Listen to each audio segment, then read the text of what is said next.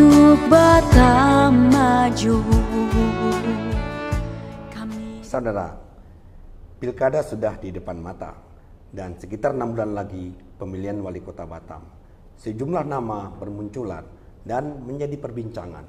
Anda dan saya pasti penasaran siapa tokoh politisi wanita yang akan berlaga di pilkada Batam. Beliau adalah Ibu Lee Claudia Chandra, calon wali kota Batam. Apa kabar, Bu? Baik, Pak. Terima kasih loh, Pak, sudah diundang ke studionya. Terima kasih, Bu, sudah hadir di studio saya. Bu, bisa Ibu ceritakan tentang masa kecil Ibu itu di Dabo Singkep? Ya, saya lahir sampai SMA di Dabo Singkep, Pak. Jadi kalau orang nanya, saya lihat banyak yang penasaran, Ibu ini kok dari Tangsel dikirim ke Batam? Sebenarnya bukan dikirim, Ibu ini balik kampung. Karena memang aslinya orang Kepri. Ya. Jadi dari SD sampai SMA di Dabo Singkep. Kemudian kuliah tahun 91, waktu itu di Batam belum ada kampus. Jadi saya ke Jakarta kuliah, Pak. Iya. Tapi setelah Ibu kuliah, Ibu sempat jadi pengusaha ya? Iya. Apa yang Bu lakukan waktu itu? Pengusaha kuliner, Pak. Saya buka kopi tiam di Jakarta. Apa yang Ibu bisa sarankan kepada ibu-ibu terutama di Batam yang juga banyak berbisnis kuliner gitu? Kalau bisnis kuliner harus tekun, gigi, kreatif dan inovatif. Berapa lama Ibu melakukan bisnis kuliner nih di Jakarta ya? Ada 6 tahun ya. 6 tahun ya. Terus ngomong-ngomong, kenapa terjun ke politik? Saya waktu kuliner kan saya memang senang membantu orang ya, Pak, suka melakukan kegiatan sosial. Kemudian teman-teman bercandain saya, lu mesti masuk ke politik biar bisa membantu orang lebih banyak lagi. Akhirnya saya membaca-baca partai politik mana nih yang akan saya bergabung ya. Saya untuk memutuskan bergabung, saya pilih Partai Gerindra karena sosok Pak Prabowo dan Partai Gerindra yang nasionalis. Itu alasannya? Iya. Bukan partai lain ya? Enggak. Dan Ibu menjadi wakil ketua DPRD Tangerang Selatan. Betul. Ya. Apa pengalaman Ibu sebagai wakil rakyat di sana? Banyak sekali, Pak. Saya bisa langsung bersentuhan dengan masyarakat, bisa dengar keluh kesah mereka. Itu yang buat motivasi saya untuk melakukan sesuatu untuk mereka gitu loh, membantu mereka. Walaupun kami kalau di DPRD kan cuma punya 3 fungsi, Pak. Penganggaran, buat aturan, dan pengawasan. Nah, itu yang buat saya, Pak, hari ini ke Batam pingin menjadi eksekutif. Iya. Kalau eksekutif kita bisa melakukan lebih, Pak. Iya. Karena kita punya anggaran yang bisa kita pergunakan sesuai dengan aturan. Iya. Tapi ngomong-ngomong, Ibu juga latar belakang keluarganya politisi ya? Ya, betul. Saya punya kakak ipar Pak Sabtono Mustaqim. Sabtono Mustaqim. Ya. Beliau pernah wakil Bupati Lingga. Iya. Ya. Punya kakak juga. Berarti dengan Pak Asmin Patros juga keluarga. Ya. Pak Endra Asman. Betul. Jadi sebenarnya Ibu bukan baru di politik Iya, sebenarnya. betul, ya? Pak. Mungkin karena saya tamat SMA ke Jakarta, jadi orang nggak gitu tahu saya gitu loh. Tapi jadi ketua partai Gerindra Tangsel luar biasa loh. Iya. Dengan 7 kecamatan, 54 kelurahan. Iya. Apa pengalaman yang berkesan Ibu selama jadi politisi gitu? Banyak juga ya. Seneng aja, Pak. Kalau tiap kali kita ada hajatan nih, kayak pilkada, pilpres, pileg, kayaknya kita tuh harus mikir strategi pemenangan seperti apa. Itu buat saya tuh merasa, aduh seru banget gitu loh. Makanya tiap kali diperintah partai untuk maju, saya senang, Pak. Iya. Bu, tapi nggak banyak loh, Bu, perempuan ya yang terjun ke politik gitu. Apalagi sekarang saya lihat di data itu malah menurun gitu. Persentasenya para politisi di DPR RI gitu. Itu menurut Ibu kenapa ya? Itu karena orang selalu berpikiran perempuan itu ya urus dapur, urus anak. Ya itu kan mindsetnya orang kita ya Pak. Sebenarnya perempuan itu lebih luar biasa loh Pak. Ya, apa dia bisa biasanya? Multitasking.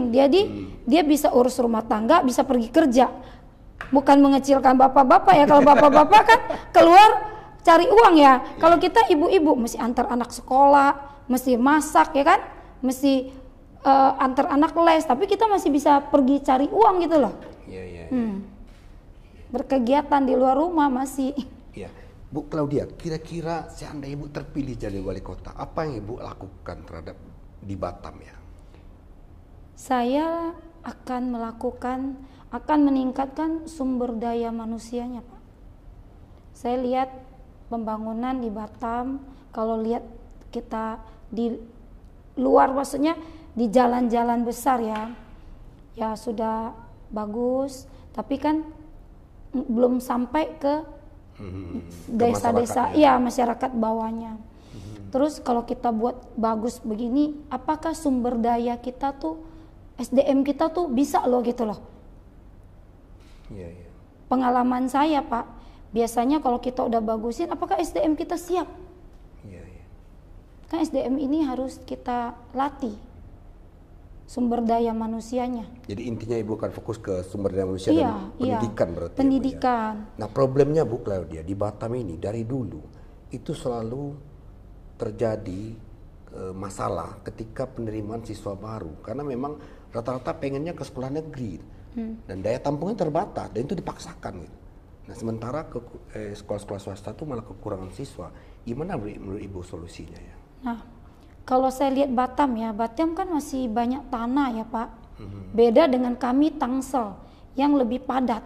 Kalau ini tanahnya masih luas, harusnya tiap tahun itu kita sebagai kepala daerah mungkin harus mengajukan ke pusat bahwa kami ini kurang, terus dari kita juga harus bikin sekolah, harus bangun sekolah, dan kita harus kerjasama dengan sekolah swasta dari uang bos.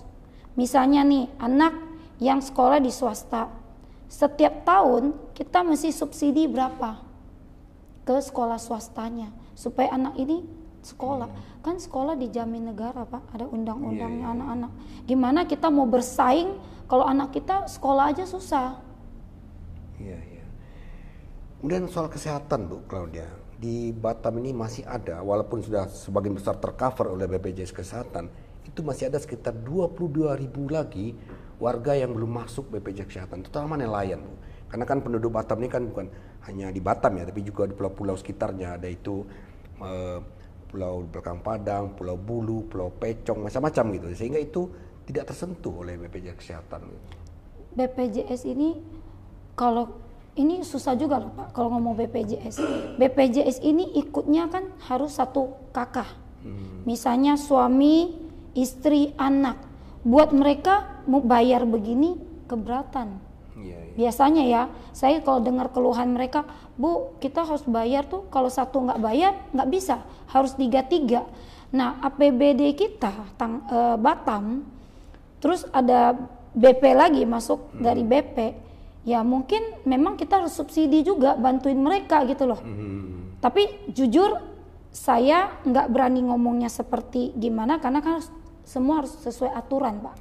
Nanti saya harus diskusi juga gitu loh. Seperti apa, tapi rumah sakit harus kita tambah juga.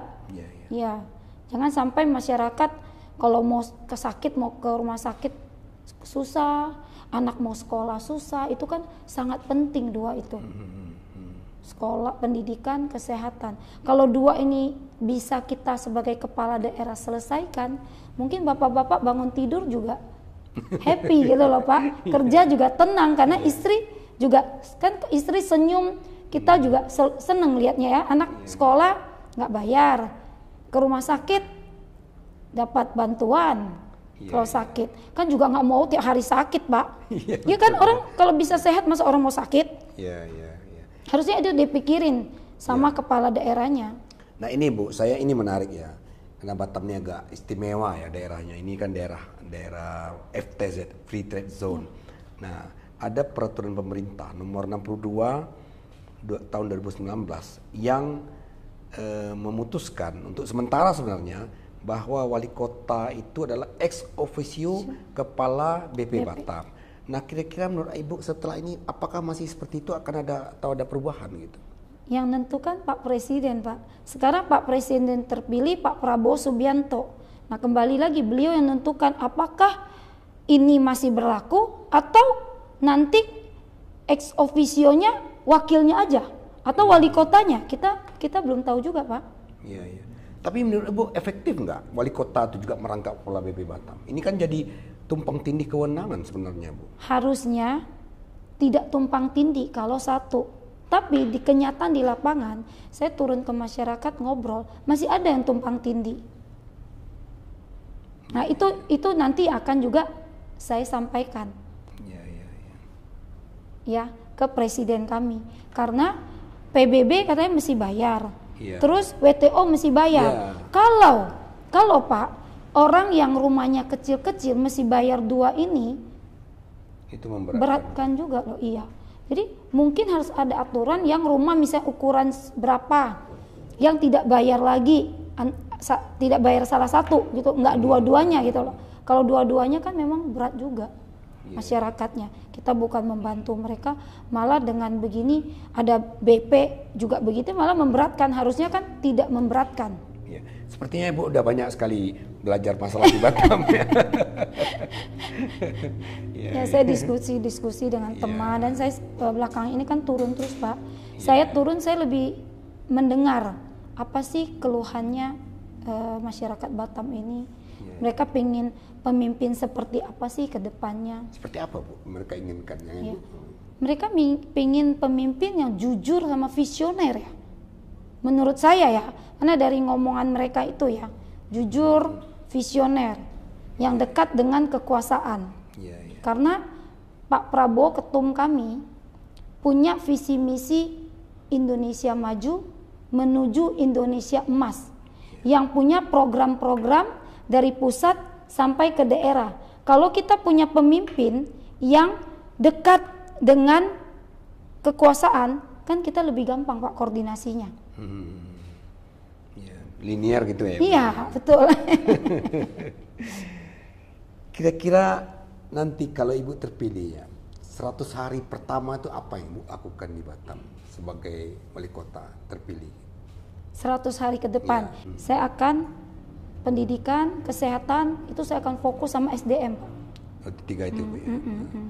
Jadi menurut Ibu walaupun infrastrukturnya cukup bagus, tapi betul. di satu sisi Bu, walaupun jalan-jalannya sudah lebar begini, tapi masih banyak Bu jalan-jalan yang banjir. Iya betul. Saya udah lihat jalannya aspal, tapi drainasenya kecil-kecil. Airnya saya pun bingung. Kemarin saya perhatiin hujan.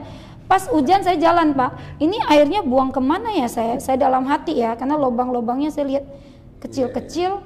Saya nggak tahu ada gotnya kemana. Atau jangan lupa bangunnya, Bu. Ya mungkin juga, Pak.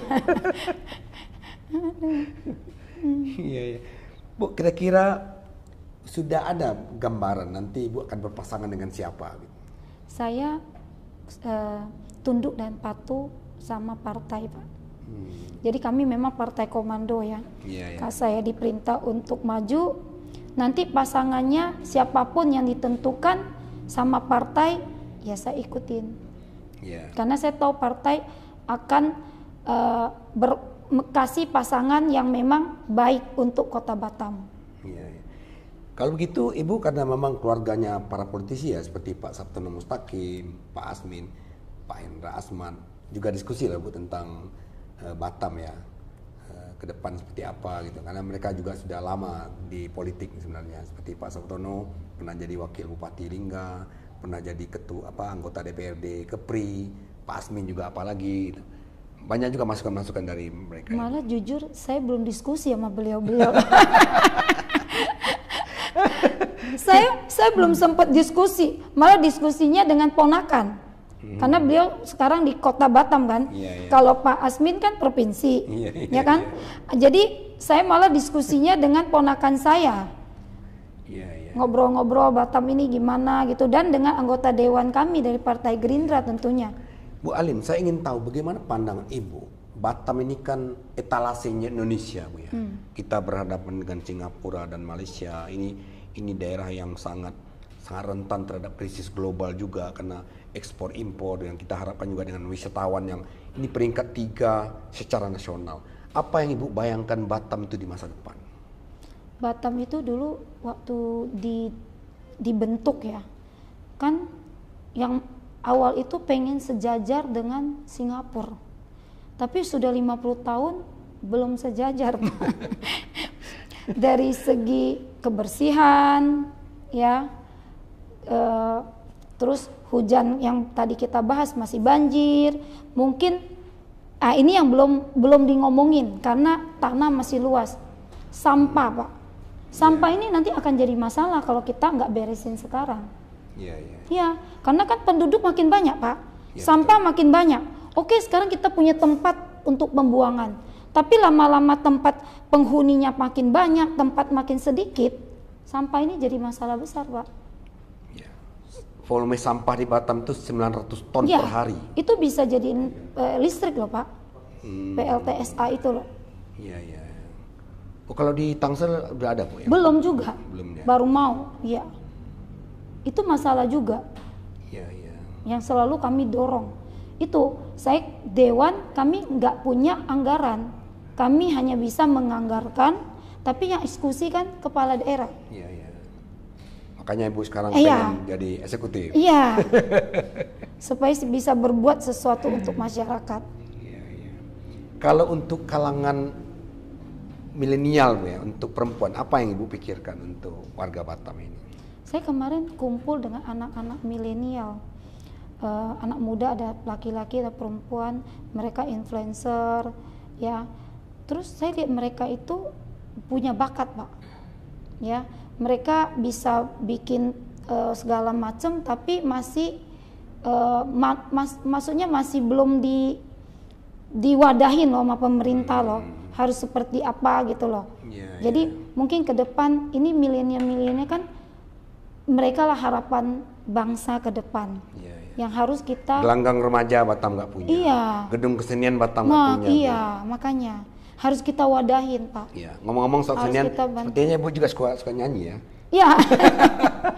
Walaupun suaranya nggak bagus Pak, tapi kalau nyanyi kan hati senang Pak. Iya. Luar biasa gitu.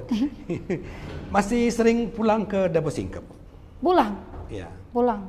Kan saya punya kakek nenek di sana, kami pulang sembayang kalau orang tua di sini. Waktu Ibu di sana tim aja sudah nggak ada lagi, itu kan nggak terkenal. ada. Oh, sudah nggak habis ada. Ya? Saya pergi sudah nggak ada, saya berangkat sekolah. Jadi alasan Ibu ke Jakarta itu lebih karena waktu itu pendidikan. Pendidikan. Iya. Dari Tarumanegara ya Bu? Iya, Tarumanegara. Karena saya harus sekolah ya, di Batam belum ada, ya di Jakarta karena kakak ada di Jakarta, mau nggak mau saya harus ke Jakarta. Bu Alin, menarik ini obrolan kita. Mungkin sebagai penutup, mungkin Ibu ingin sampaikan sesuatu ke masyarakat Batam yang memperkenalkan Ibu sebagai salah satu calon wali kota Batam. Silakan Bu. Untuk masyarakat Batam ke depan harus memilih pemimpin yang jujur dan visioner. Seperti yang tadi saya sampaikan. Kenapa? Karena kalau salah pilih, waktunya 5 tahun. Jadi saya berharap masyarakat Batam memilih pemimpin, lihatlah backgroundnya supaya tidak salah memilih. Oke, demikian saudara. Seperti orang-orang bijak mengatakan bahwa kalau pemimpin benar Anda ikuti, kalau dia masih benar Anda tinggallah bersama, tapi kalau dia salah Anda tinggalkan. Itu yang mengatakan bukan saya, tapi Abraham Lincoln. Ikuti terus Socrates Talk. Kami menjangkau yang